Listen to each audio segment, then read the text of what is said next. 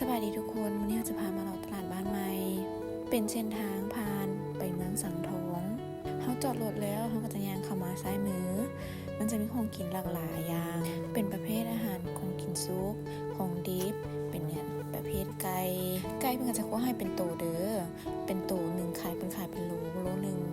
กะแพงอยู่เป็นไก่ลาดตลาดนี้เพิ่นจะเครื่องหลายประมาณ 4-5 โมงเพราะว่าเป็นเครื่องที่ว่าสดใหม่เป็นเครื่องแห้งมีปลาดุกมีอย่างทุกอย่างที่เราต้องการเฮ็ดของกินแรงถ้าไปไกลมาตลาดเพิ่นจะอยู่กำซ้ายมือเด้อของบ้านใหม่ตลาดของเพิ่นก็จะจัดอยู่2 โซนอาหารแรงของเฮามื้อนี้เป็นประเภทผักซื้อผักไปคั่ว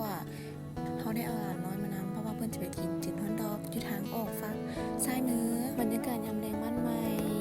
มื้อนี้เฮามาซื้อหมากนกเงี้ยวไปคั่วโลนึง25 บ